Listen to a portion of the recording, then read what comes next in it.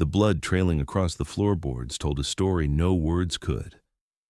Delia Lawson's heart stopped when she pushed open the cabin door and found him there.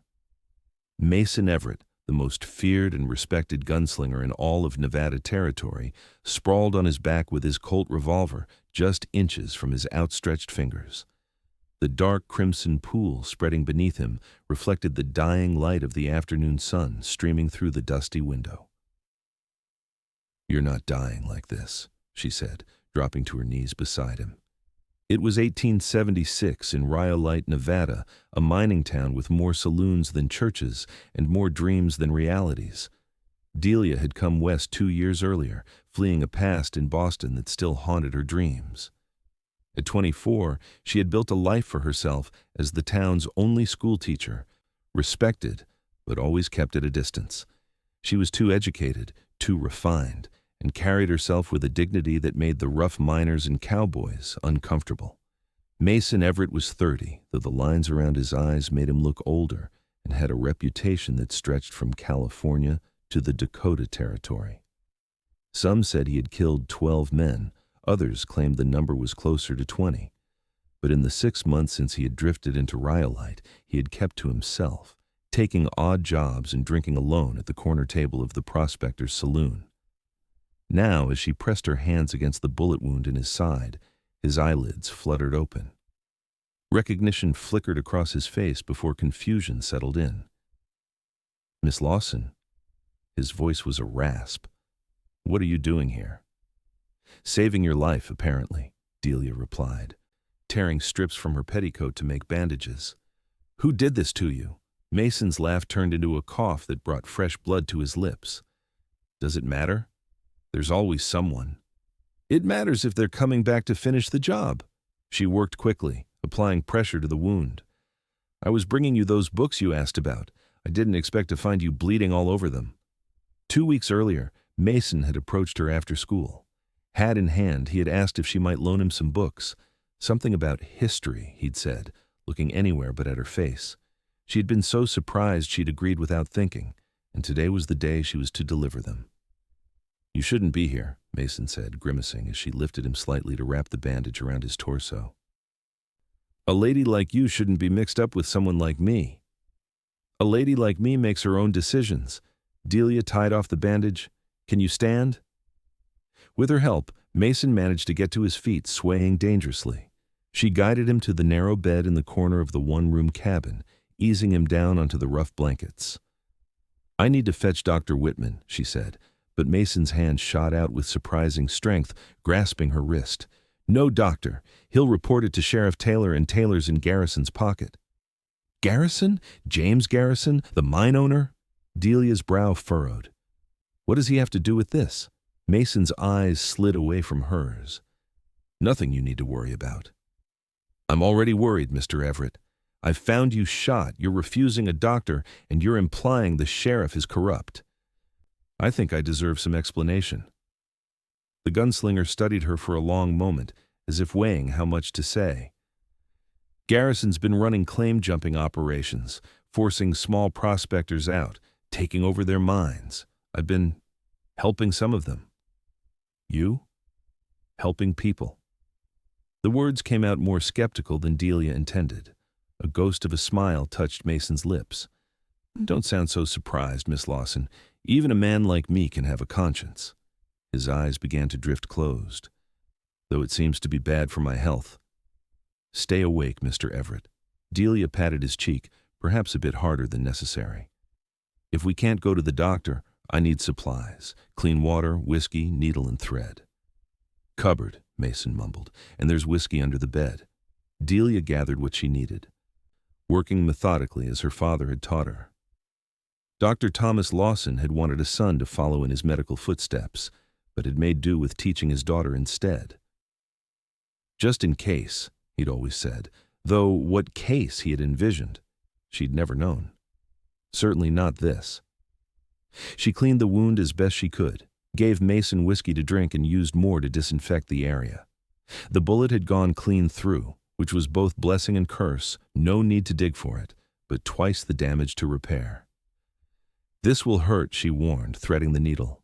Mason's laugh was bitter. Everything hurts, Miss Lawson. As she worked, stitching his flesh with as much care as she would a fine dress, Delia found herself studying Mason Everett more closely than propriety would normally allow. His face was all hard angles, bronzed by the sun and weathered by years of hard living. A scar bisected his right eyebrow, and another marked his chin. His hands, even relaxed in pain, showed calluses from more than just gun handling. This was a man who knew work. "You're staring," Mason said without opening his eyes. "I'm assessing my patient," Delia replied, finishing the last stitch and tying it off, and wondering how a man who reads history books and helps small prospectors earned a reputation as a cold-blooded killer. "Reputations are easier to build than to shed." He opened his eyes then, fixing her with a gaze so intense she nearly flinched. "What about you, Miss Lawson? What reputation did you leave behind in Boston?" Delia's hands faltered as she began bandaging his wound. "How did you know I'm from Boston?" "You talk like an Easterner. Walk like a lady born to cobblestone streets, and I heard you tell the Miller children about the harbor. Wasn't hard to figure." "I'm not the one lying shot on a bed, Mr. Everett. My past isn't relevant." "It is if you're going to be involved in this." Mason tried to sit up but fell back with a groan. "Garrison won't stop with me. Anyone who helps me becomes a target." "Then it's a good thing I'm just a schoolteacher who happened to deliver some books." She finished bandaging him and gathered the bloody cloths. "No one saw me come here. Garrison has eyes everywhere. You need to go and not come back." Delia stood, smoothing her skirt with blood-stained hands. "I'll return tomorrow to check your wound and bring food. Until then, drink water and rest." She moved to the door, but paused with her hand on the latch. "The books are in my basket by the bed. One's on ancient Rome.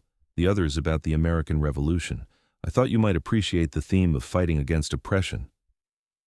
For the first time, something like real humor crossed Mason's face. "Subtle, Miss Lawson."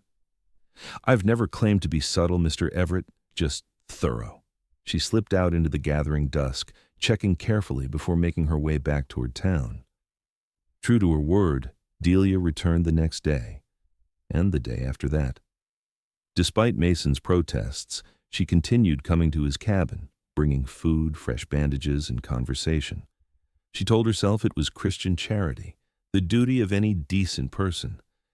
But as days turned to weeks, she could no longer ignore the quickening of her pulse whenever she approached his door, or the way she found herself thinking of him during school lessons. Mason's recovery progressed slowly but steadily. 2 weeks after she'd found him bleeding on his floor, he was able to sit at his small table while she changed his bandages.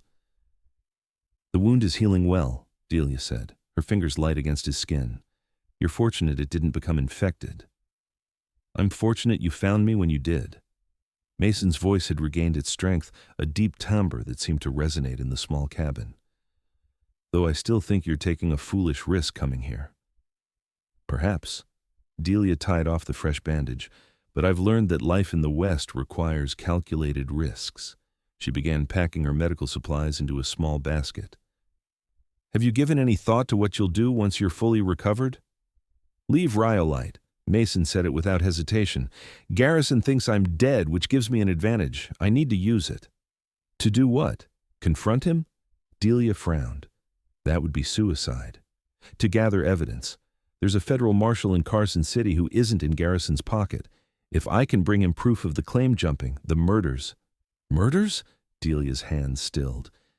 "You never mentioned murders before." Mason's expression darkened. 3 prospectors who refused to sell, made to look like accidents or robberies gone wrong. That's why I got involved in the first place. One of them, Tom Fletcher, saved my life in a mining accident years back." "And you were shot trying to get evidence against Garrison?" Mason nodded. "One of his men caught me searching his office at the mine. I got away, but not before he put a bullet in me." Delia sat across from him, her mind racing. "If what you're saying is true, this is bigger than just claim jumping. This is conspiracy, corruption, murder," Mason finished for her. "Yes, and that's why you need to stop coming here.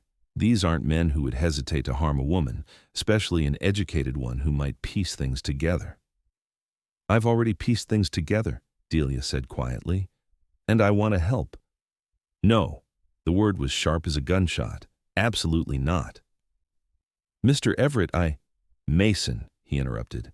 If you're going to keep ignoring my advice and putting yourself in danger, you might as well use my given name. A smile tugged at Delia's lips despite the seriousness of the conversation. Mason, then, and I'm Delia. But my point stands. I can help. I have access to places and people you don't. That's precisely why you shouldn't get involved. You have a life here, a respectable position. I'm a drifter with a bad reputation. No one will miss me if this goes wrong. I would, Delia said, the words escaping before she could stop them. A flush crept up her neck as Mason's eyes widened slightly. What I mean is, the children would miss their teacher if something happened to me. But nothing will, because we'll be careful. Mason leaned forward, wincing slightly at the pull on his wound. Delia, listen to me. These past weeks, having you here, it's meant more than I can say, but I won't repay your kindness by putting you in danger. It's not your decision to make. Delia stood gathering her basket. I've spent my life letting others decide what's best for me. My father, who insisted I become a teacher when I wanted to study medicine. My former fiancé, who thought he could control every aspect of my life. I came west to make my own choices, and that's what I'm doing now. Mason stared at her for a long moment, something unreadable in his eyes. You're the most stubborn woman I've ever met. So I've been told.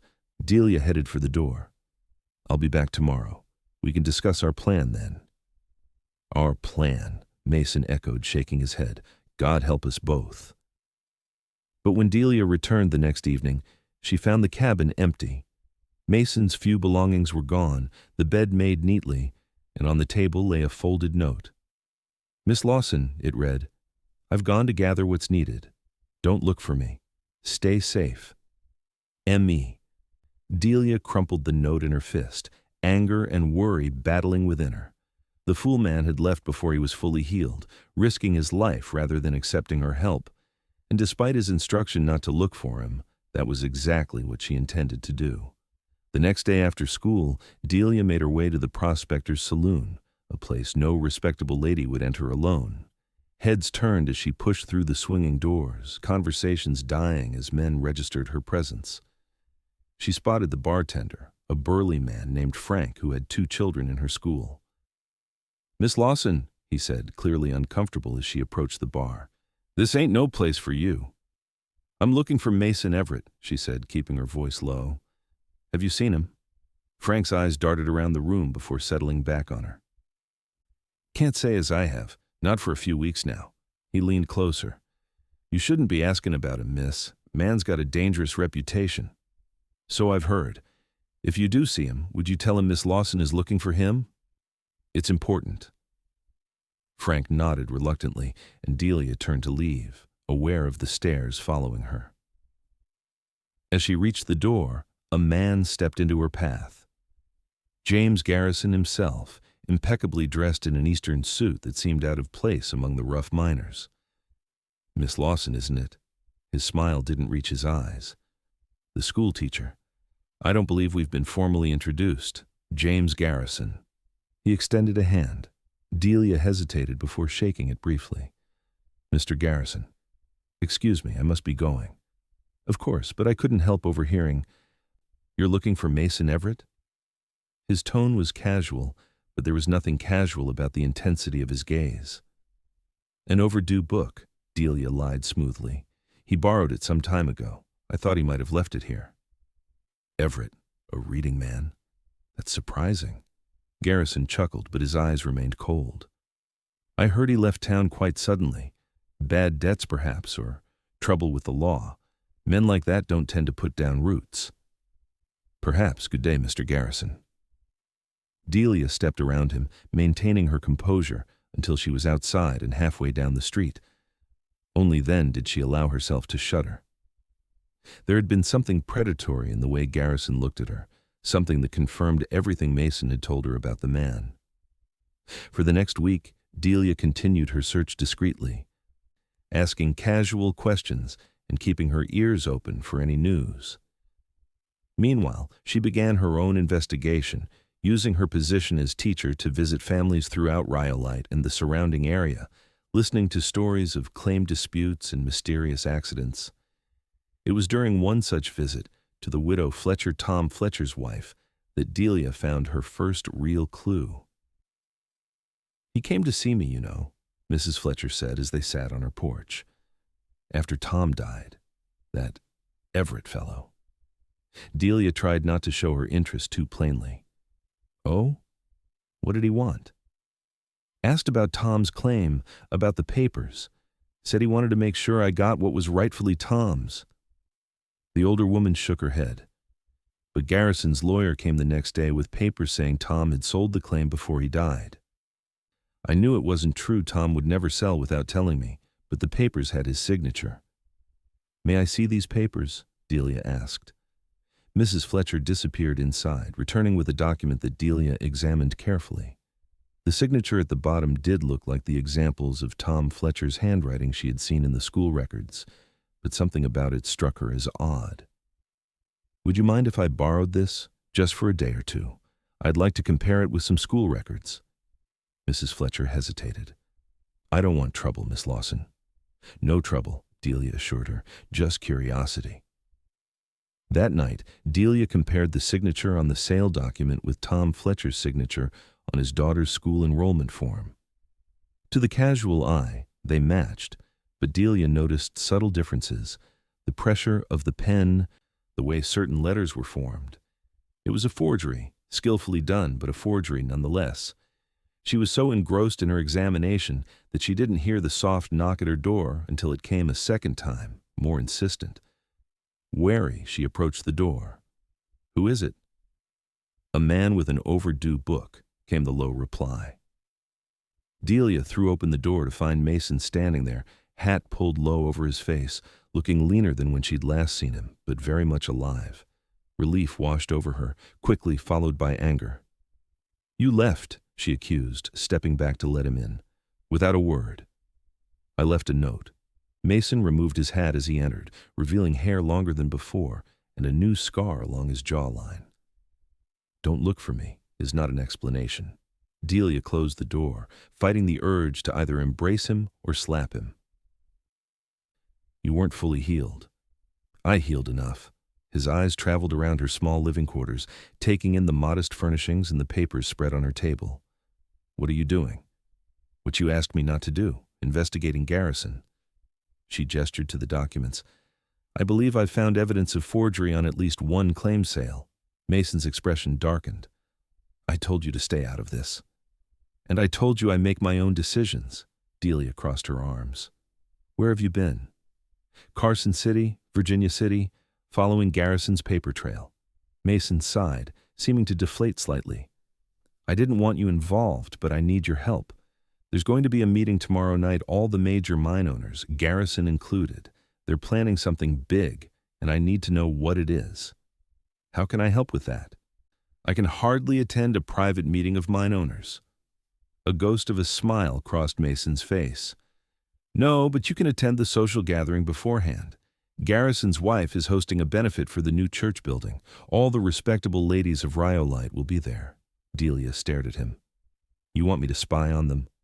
"I want you to listen. The men will talk business even at a social function. You just need to be in the right place at the right time." "And what will you be doing while I'm playing spy?" Mason's expression turned grim. "Searching Garrison's office again.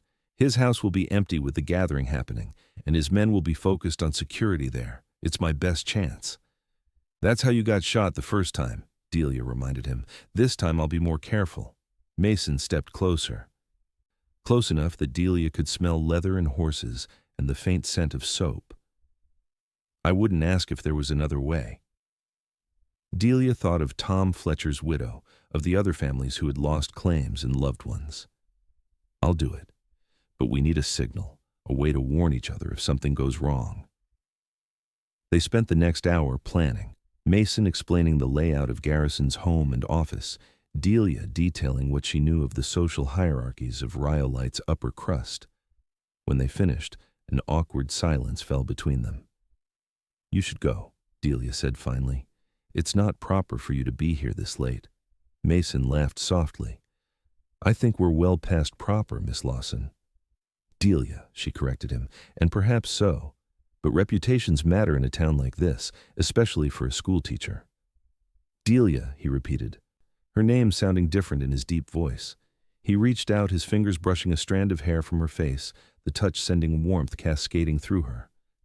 "I missed you." The admission hung in the air between them, honest and raw. Delia's breath caught as Mason leaned closer, his intention clear in his eyes, but at the last moment he stepped back. "Tomorrow," he said, placing his hat back on his head. "Be careful." "You too," Delia replied, her voice barely above a whisper. After he left, Delia pressed her hands to her burning cheeks, wondering when exactly the gunslinger had stolen his way into her heart and what she was going to do about it. The next evening, Delia donned her finest dress, a deep blue silk that she'd brought from Boston and rarely had occasion to wear in Rhyolite. She arranged her hair in an elegant twist, conscious that she needed to look the part of a respectable lady interested in church affairs. The Garrison home was the grandest in Rhyolite, a 2-story affair with genuine glass windows and a wraparound porch. As Delia approached, she could hear piano music and the murmur of conversation. Ladies in fine dresses mingled on the porch, while a few men smoked cigars at a discreet distance. "Miss Lawson!" Mrs. Garrison herself greeted Delia at the door, a thin woman with elaborate curls and too many jewels for the occasion. "How delightful that you could join us. We so rarely see you at social gatherings." "My teaching duties keep me quite occupied," Delia replied with a practiced smile. "But I couldn't miss supporting such a worthy cause." Of course. Do come in. Refreshments are in the parlor, and we'll be having a short program of music shortly." Delia made her way through the crowded rooms, exchanging pleasantries and keeping her ears open for any mention of the business meeting to follow. She spotted James Garrison in deep conversation with several men in the study doorway, his voice too low to overhear from her position. Moving casually closer, Delia pretended to admire a painting hanging near the study. "The territorial governor himself will be there," she heard Garrison saying. "Once he signs off on the new boundaries, those small claims will be legally worthless." "And if the prospectors don't sell?" asked another man. Garrison's laugh was cold. "They'll sell, or they'll have unfortunate accidents like Fletcher and the others." Delia's blood ran cold, but she maintained her composure, turning away before Garrison could notice her proximity. This was the evidence they needed: Garrison admitting to the murders and revealing a plot involving the territorial governor. She needed to get this information to Mason. According to their plan, Mason would be searching the office behind Garrison's house while the social was underway. Delia was to join the ladies in the garden for tea at 8 o'clock, giving her an excuse to step outside. From there, she could signal Mason with a handkerchief if all was clear, or by humming a particular hymn if there was danger. The clock was just striking 8 when Mrs. Garrison announced it was time for tea in the garden. The ladies began filing out through the French doors, leading to a manicured lawn where tables had been set up. Delia followed, her heart pounding. Once outside, she maneuvered to the edge of the group, closest to the path that led around to the back of the house where Garrison's office stood, separate from the main building. She could see a faint light from within. Mason was already there. Delia was just reaching for her handkerchief to signal the all clear when she noticed movement near the office door. A man with a rifle was approaching cautiously, clearly having spotted the light inside. One of Garrison's security men, no doubt. Without thinking, Delia began to hum loudly. The hymn they had agreed would signal danger. Several ladies turned to look at her curiously, but Delia didn't care. She had to warn Mason. "Such a lovely melody, Miss Lawson," said Mrs. Garrison, appearing at her elbow. "Perhaps you'd honor us with a proper song later?" "I'd be delighted," Delia replied automatically, her eyes still on the office. The guard had reached the door now, his rifle raised. "Would you excuse me for a moment? I find I need some air away from the crowd." Before Mrs. Garrison could respond, Delia moved away, walking quickly but not running, circling behind a large lilac bush that would take her out of sight of the tea party. Once hidden, she gathered her skirts and ran toward the office, no plan in mind except to create a diversion. As she rounded the corner, she saw the guard preparing to kick in the door. Without thinking, Delia let out a shriek. "Snake! Oh my goodness, a snake!" The guard turned, momentarily distracted. In that instant, the office window flew open, and Mason leapt out, tackling the guard to the ground. There was a brief struggle, ending with the guard unconscious, and Mason looking up at Delia with a mixture of exasperation and admiration. "I thought we agreed you'd stay with the ladies," he said, dragging the unconscious man into the shadows. "Plans change." Delia glanced anxiously toward the main house where her shriek had drawn attention. "We need to go. Now. And I heard something. Garrison is meeting with the territorial governor tonight. He admitted to the murders, Mason. I heard him. I found documents confirming it." Mason held up a leather portfolio. Records of payoffs, forged claim sales, even a list of accidents to arrange. It's all here. Voices approached, men calling to ask what the commotion was about. Mason grabbed Delia's hand. "Run, back into the crowd, act normal. I'll meet you at the schoolhouse in 1 hour." "But, go." Mason gave her a gentle push, then melted into the darkness himself, moving with the silent grace of a man accustomed to avoiding pursuit. Delia hurried back to the garden, composing herself just before rejoining the ladies at tea.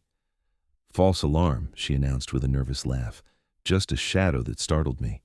I'm afraid I've made a fool of myself." The women tittered indulgently, and Mrs. Garrison patted her hand.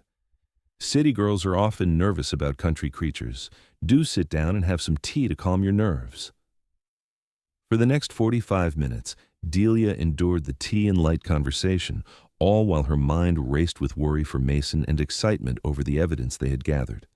Finally, pleading a headache, she made her excuses and left. The night had grown colder, and Delia wrapped her shawl tightly around her shoulders as she made her way to the schoolhouse. It stood dark and silent at the edge of town, but as Delia approached, she saw a flicker of movement in the shadows beside it. "Mason," she called softly. He emerged from the darkness, still carrying the leather portfolio. "You weren't followed?" Delia shook her head. "No one paid me much mind once I rejoined the party.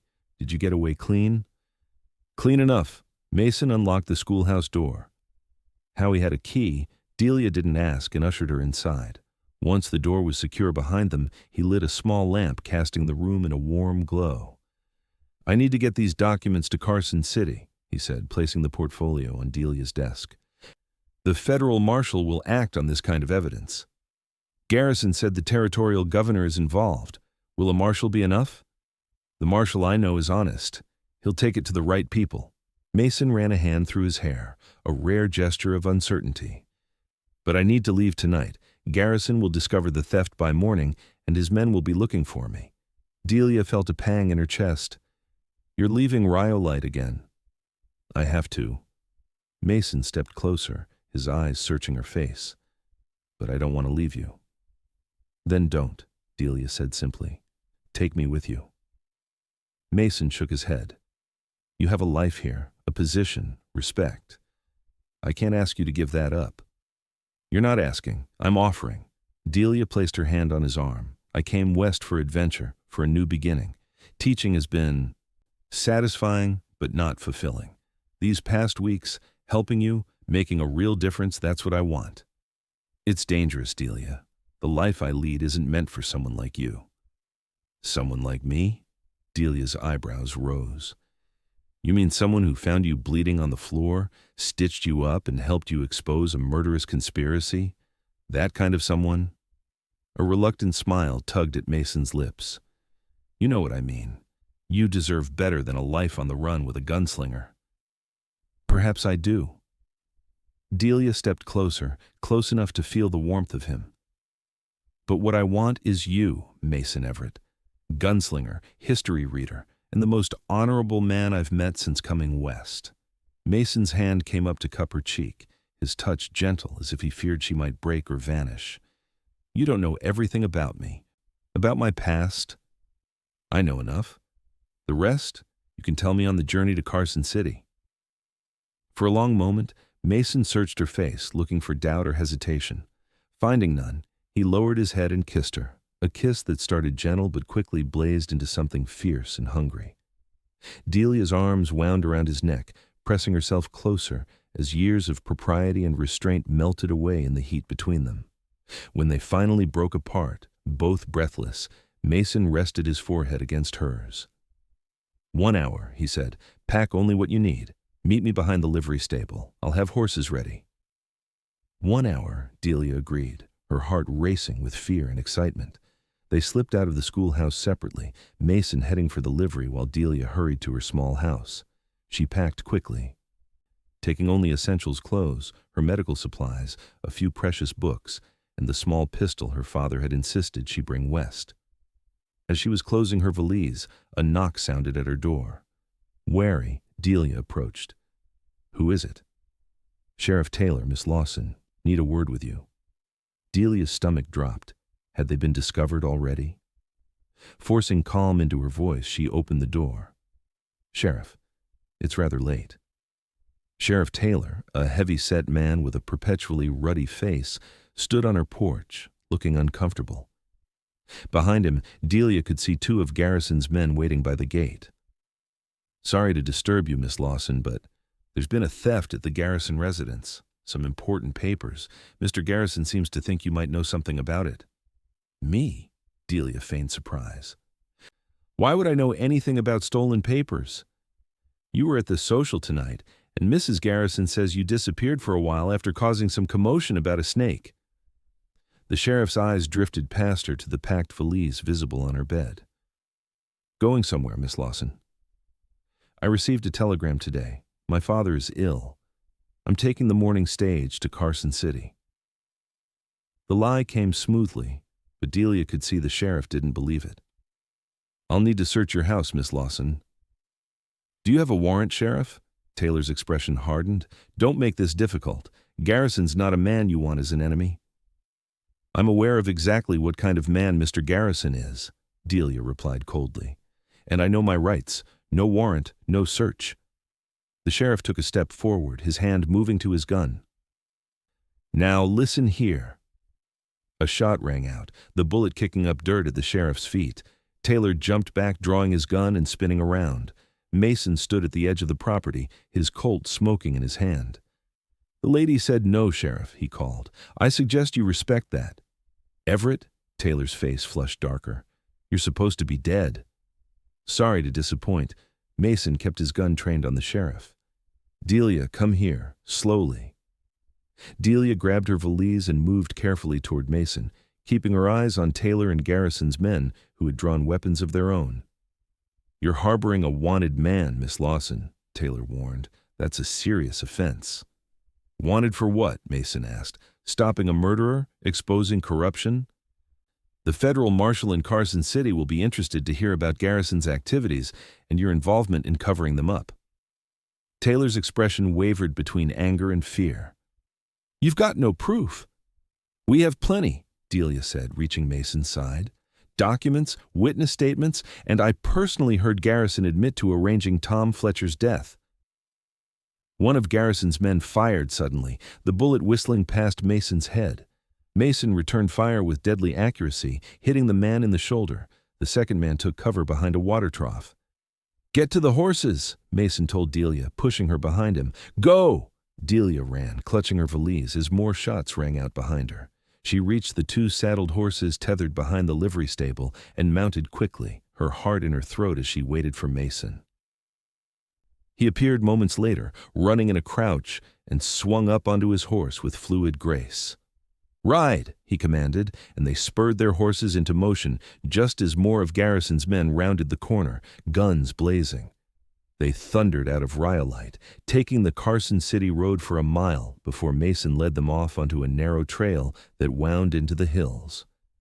They rode hard for hours, the moon lighting their way, until they reached a small cabin tucked into a stand of pine trees. "We'll rest here," Mason said as they dismounted. "It belongs to a prospector friend who's working a claim further north. No one will look for us here." Inside, the cabin was Spartan but clean. Mason lit a lantern while Delia unsaddled the horses and led them to a small corral at the back of the property. By the time she returned, Mason had a fire going in the small stove. "Are you all right?" he asked, taking her valise and setting it on a rough wooden chair. Delia realized she was trembling, the events of the evening finally catching up with her. "I've never been shot at before," she admitted. "It's invigorating, in a terrifying sort of way." Mason's laugh was unexpected and warm. "That's one way to look at it." He drew her into his arms, holding her close. "You are magnificent, Delia. I've never met a woman like you." Delia rested her head against his chest, listening to the steady beat of his heart. "I've never met a man like you either. A gunslinger with a conscience who reads history books and risks his life to help strangers." "Not a stranger anymore," Mason murmured into her hair. "Not you." They stood like that for a long moment, the connection between them deepening into something neither had expected to find in the rough territory of Nevada. When Mason finally released her, there was a new resolve in his eyes. "We'll rest here tonight, then head for Carson City at first light. It's a 2-day ride if we're careful." "And when we reach Carson City?" Delia asked. "What then?" "First, we deliver the evidence to Marshal Reynolds. Then," Mason hesitated. "That depends on you, I suppose. You could stay there, find a new teaching position. It's a real city with culture and society. You might be happier." "Or," Delia prompted, "or you could come with me. I've been thinking of heading to Colorado. There's good land there, places a man might settle down if he found the right reason." Mason's eyes held a question he seemed afraid to ask directly. Delia smiled, touching his face gently. "I think I'd like Colorado." Relief and something deeper washed over Mason's features. He caught her hand and pressed a kiss to her palm. "It won't be easy. My reputation follows me." "Then we'll build a new one, together." That night, they slept side by side on the cabin's narrow bed, propriety forgotten in the need for warmth and comfort after their harrowing escape. Mason held Delia close, her back to his chest, his arm protective around her waist. Despite the danger they'd faced and the uncertain journey ahead, Delia felt safer than she had in years. They reached Carson City 2 days later without incident, dusty and tired, but triumphant. Marshal Reynolds proved to be everything Mason had claimed: honest, thorough, and incensed by the evidence they presented. "This goes beyond rhyolite," he said, examining the documents. "Garrison has connections throughout the territory. This will make waves." "Will it be enough?" Delia asked. "He has the territorial governor in his pocket." "The governor answers to Washington," Reynolds replied grimly. "And Washington won't tolerate this kind of corruption, not with statehood on the horizon. I'll telegraph the Attorney General today." "We'll need to give formal statements," Mason said. "Both of us," Reynolds nodded. "It will take a few days to process everything. I suggest you both stay in town until then." His gaze moved between them, taking in their travel-worn appearance and obvious closeness. "There's a respectable boarding house on C Street that takes couples." Delia felt her cheeks warm, but Mason simply nodded. "We'll find it. Thank you, Marshal." As they left the Marshal's office, Mason took Delia's hand. "He's assuming we're married," he said quietly. "It's a reasonable assumption, given the circumstances." Delia squeezed his fingers. "And more convenient for finding lodgings." Mason stopped in the middle of the boardwalk, turning to face her. What if it wasn't just for convenience? Delia's heart skipped. "Mason, I know it's sudden, and we've only known each other a short while, but these past weeks—" He searched for words, uncharacteristically uncertain. "When I found you at the schoolhouse that night, I was coming to ask you to come with me, not just to Carson City, but beyond. I don't want to lose you, Delia." "Are you asking me to marry you, Mason Everett?" Delia's voice was steady despite the rapid beating of her heart. "I am. Badly, it seems." A smile touched his lips. "I'm not good with words. Not like this. But I love you, Delia Lawson. I think I started falling for you the moment you told me I wasn't dying on that floor." Tears pricked at Delia's eyes. "I love you too. And yes, I'll marry you." Mason's smile bloomed full and radiant, transforming his entire face. He pulled her into his arms, lifting her off her feet in a joyful embrace that drew amused glances from passers-by. They were married 3 days later by a justice of the peace, with Marshal Reynolds and his wife as witnesses. Delia wore a new dress of pale blue silk, purchased from one of Carson City's finer shops, and carried wildflowers Mason had gathered from the hills outside town. It was simple and perfect, much like the love that had blossomed between them in the most unlikely of circumstances. After giving their formal statements and ensuring the investigation into Garrison was proceeding, they headed for Colorado as planned. The journey was long, but filled with a sense of possibility that neither had felt before.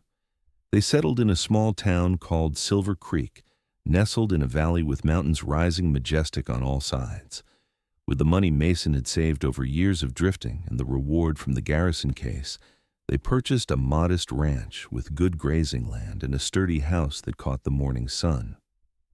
Word of Mason's past reached Silver Creek eventually, as they knew it would, but his role in bringing down the Garrison conspiracy had transformed him from notorious gunslinger to something of a hero. The town welcomed them, especially when Delia established a small school for the local children, bringing education to a place that had lacked it.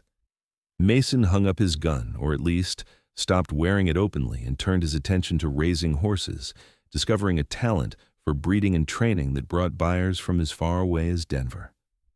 He still kept a watchful eye, still slept lightly, but the restlessness that had driven him for so long began to ease. One evening, a year after they had settled in Silver Creek, Delia found Mason sitting on the porch, watching the sunset paint the mountains in shades of gold and crimson. She sat beside him, taking his hand in hers. "I have news," she said, a smile playing at her lips. Mason turned to her, eyebrows raised in question. "We're going to have a baby," Delia told him, placing their joined hands over her still flat stomach. "In the spring." Wonder spread across Mason's face, followed by a joy so intense it brought tears to his eyes. He pulled her gently into his lap, cradling her as if she were made of the finest porcelain. "A baby," he whispered, pressing a kiss to her temple. "Our baby." "Are you happy?" Delia asked, though she could see the answer in every line of his face. "More than I ever thought possible." Mason's voice was rough with emotion. "When you found me that day, bleeding on my floor, I thought my life was ending. Instead, it was just beginning." "You're not dying like this," Delia repeated the words she had spoken that fateful day. "And neither am I. We're living, Mason. Really living. For the first time." Their son was born in April, a robust boy with his father's dark hair and his mother's quick smile. They named him Thomas, after Delia's father, with the middle name Fletcher in honor of the man whose death had set them on the path to finding each other. As the years passed, the ranch prospered and their family grew. A daughter joined them 2 years after Thomas, a spirited girl they named Elizabeth, after Mason's mother. The children grew up under the wide Colorado sky, learning both their father's horsemanship and their mother's love of books and knowledge. Occasionally, news would reach them of Rhyolite, how Garrison had been convicted and imprisoned, how the town had boomed with new silver discoveries and then begun to fade as the ore ran out. But these were distant echoes of a past that seemed more like a dream with each passing year. On the 10th anniversary of the day Delia had found Mason bleeding on his cabin floor, they stood together on their porch, watching their children play in the evening light. Mason's arm was around Delia's waist, holding her close against the autumn chill. "Do you ever regret it?" he asked suddenly. "Leaving your life in Rhyolite, coming with me?" Delia looked up at him, at the face she had loved through hardship and joy, through the building of a home and a family, and a life richer than she had ever imagined possible. "Never," she said, rising on tiptoe to kiss him. "Not for a single moment." Mason smiled against her lips, the smile of a man who had found his peace after years of wandering. "Neither do I," he whispered. "Neither do I." As the sun set behind the mountains, casting long shadows across their land, they stood together in the life they had created, a life born in danger and violence, but flourishing in love and hope. From a blood-stained floor in a rough mining town to a home filled with laughter and light, it was a journey neither could have foreseen, but when neither would trade for all the gold in Nevada. In the distance, their children's laughter rang out, clear and bright as silver bells.